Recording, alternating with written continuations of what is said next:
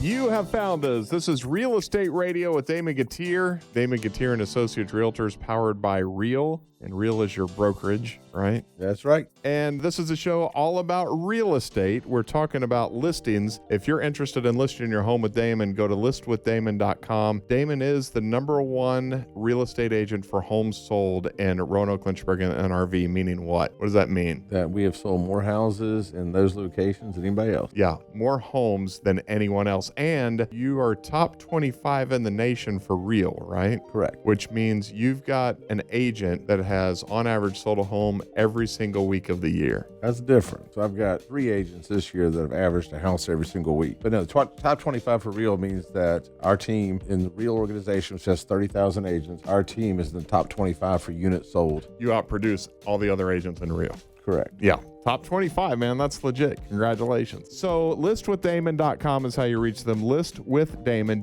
DAMON.com. So we were talking about the last segment. We were talking about listing your home, and a lot of the frequently asked questions are a lot about inspections. And something I found when you had me inspect the home that we bought, Hannah and I, my wife and I bought for our son Noah, you said that home was built in 1970. You need to check the septic because back then they used a product called Orangeburg pipe. Orangeburg pipe, yep. Yeah, and that tends to cave in on itself over time and deteriorate. I know it was pretty standard back then, but we checked it, and by golly, that's exactly what had happened. You want to explain that, what that even means? Yeah, so Orangeburg pipe, it's kind of a clay pipe. It's orange, hence the name. And it's kind of a clay pipe that they put together by basically just butting it together. And there's kind of 2 intrinsic problems with that. First is that because it is a clay product, it will deteriorate over age. It does not take ground pressure very well. If you drive over it with anything heavy, it can crush. Water will eventually kind of rot it so that it deteriorates. And the biggest problem is that it has a lot of joints, and those joints are very susceptible to tree roots. And if you have a maple within the vicinity, if you can see a maple from your house and you have Orangeburg pipe, it's probably in your septic system. That's a slight exaggeration, but I would say if there's a maple tree within 75 or 100 feet of your septic field, it is in your pipe. And it being in your pipe is a problem. Now, see, I would have not thought about maple trees. I think willow trees have this amazing root system, but so maple, what about like pine? And what are the other trees? Pines have a very small root base. Okay. They have a very small root base. You've got to be a horticulturist as well as a real estate agent, don't you? Or a maple identifier. Yeah. Because maples are our problems. Like if you talk to a septic person, maples are the problem. They run to water. And it's like they're a beautiful tree. They're a lovely tree in your whichever yard does not have a septic system. But if you have a septic system,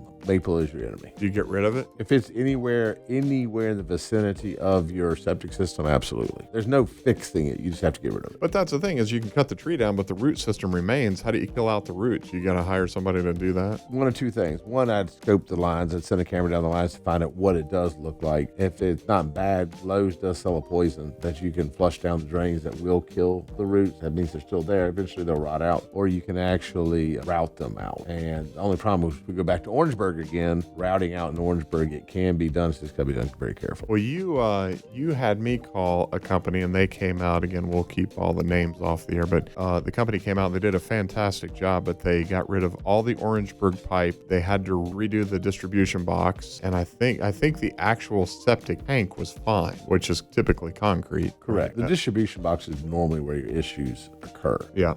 That's where the affluent gets distributed. Right. If they make it back to your septic tank, you got problems because it's made it all the way from the lines to the distribution box all the way up to the septic tank. You've got problems. But, and I'll give you a couple examples, real world examples that happened to us on houses we were buying. And one of them is we got a passing septic from a septic inspector. We're buying a house that's out on Route 11. We got a passing inspection. And I was like, that's cool. And in conversation with Jay, and Jay and I were talking about, I'm like, well, hold on a second. How do we get a passing inspection when the well doesn't work? Because part of the inspection for a septic system is they run the water till 300 to 500 gallons goes through the system so they can make sure everything's flowing. Well, how do we do that with no water? It's impossible. Mm-hmm. And so we called the second company, the one that sent to your house, and he goes out there, he sends us a picture. He opened up the septic tank and he is standing on the root ball, which is in a rectangular, it's filled the septic tank. Wow. Bottom to top, wall to wall. Wow. So it grew in there. It's a solid root ball of maple roots in there. in a $1,000 or $1,500 tank. It is a solid ball that he could stand on of roots. Is it past the point of rescue at that point? You got to redo everything?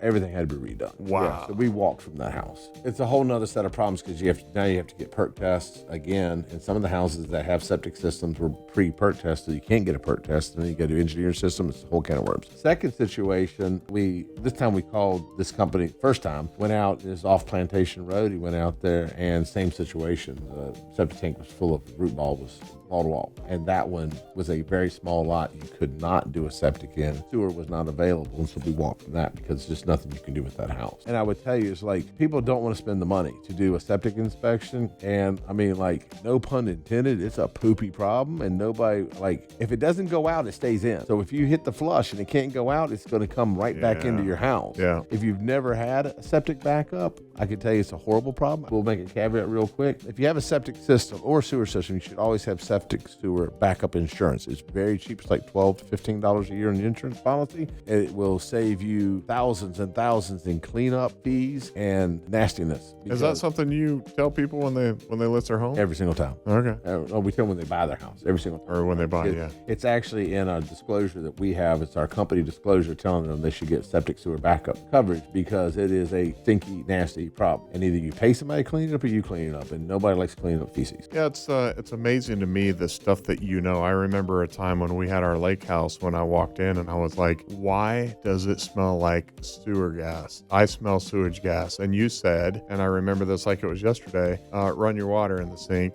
because the P-traps have evaporated and it's letting the sewer gas. Sometimes it's simple stuff. Sometimes it's not always the big stuff. Yeah. But when I had my septic fixed and it was your people and you told me what to do, I'm thinking it was only I think it was less than $2,000 to get the whole thing. They rebuilt the distribution box, replaced all the Orangeburg pipe, put in a cap where they could access it because there wasn't an access point. All that was under $2,000. Yeah, they are, so far, they have been very reasonable. But a lot's changed this year. I want to talk about what's changed this year because a lot's changed this year. So, unfortunately, unbeknownst to anybody in the real estate industry, a law in Virginia snuck through the agricultural committee. Didn't come through real estate, came through the agricultural committee that set a standard for how septic inspections have to be done going forward. Now, hopefully this law is changed next July, but we're stuck with it until next July. And on this septic inspection, which I do think a septic inspection is good, and we've always advocated for putting a camera down the system and looking at the system and everything. But what this new law states is that it states what a septic inspection is and what it has to be. And the only way it can be amended is by agreement between the parties. And what it says is that the tank has to be opened and pumped, the lines have to be opened, and the distribution tank has to be opened and inspected Before the home is purchased. If there is a septic inspection,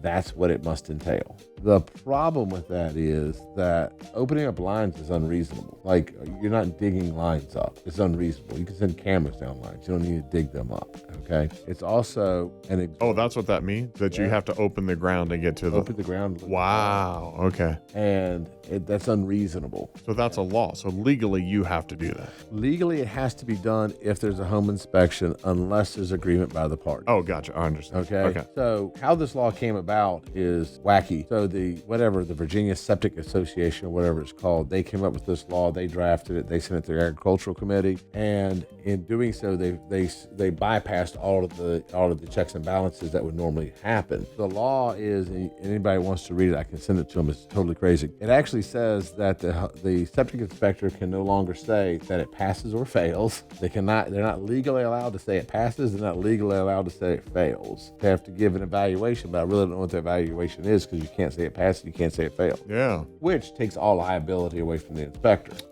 It also says in there that anything they find, you should have a licensed inspector evaluate, but they are the licensed inspector. So who created that law? They did. They created this law. This is, in my opinion, this is strictly my opinion, okay? Please don't sue me for my opinion. In my opinion, this was a money grab. This is a way for them to say, hey, you have to get all these inspections done, because these inspections now that went from hundreds went to thousands.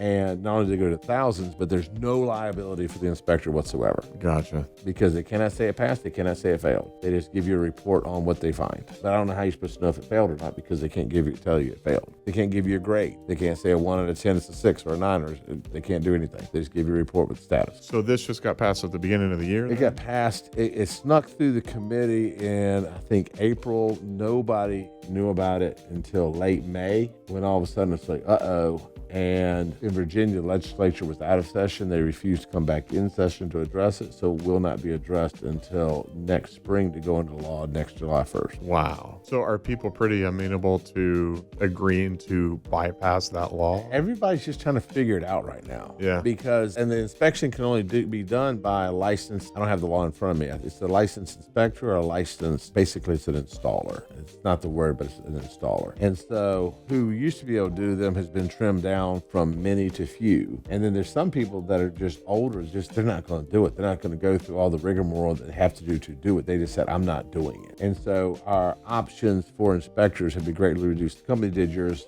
are one that does that. And it's been greatly reduced. And so our timelines have been extended and here's the other caveat. Remember, they wrote the law. So once they do the inspection, they have 10 days to get us the report. And so like our typical real estate transaction, start to close, from under contract to close in this market, it's about 30 days. And so because they're backed up, sometimes it's 3 weeks before they can do an inspection. Okay. So 3 weeks, 21 days. Well, if they need 10 days to do the report, we're out past closing before you even have a report saying whether or not there's an issue. And if there's an issue, now I got to fix it. Well, who do I have to fix it? I only have about 3 or 4 people that can fix it. Okay. And so if they can't schedule it for 2, 3, 4 weeks, now I'm out 60 days trying to get a house closed. So it's created issues that what I suggest to a seller, if you have septic, and by the way, we pulled the numbers today in a meeting I was in, and it looks like 39% of all the listings on the market currently have septic systems. So if you have a septic system, I would highly advise you, when you list it, you get the septic pump and get it inspected. Get the tank and distribution box inspected at that point. Then what I would suggest is that you provide that evidence to the buyer. If the buyer wants to do more, it's on the buyer. There you go. These are the kind of things you don't know to ask about a lot of the times, but Damon Gutierre does, of Damon Gutierre and Associates Realtors, powered by Real. You want to list your home? You want these things taken care of? Go to listwithdamon.com. That's listwithdamon.com.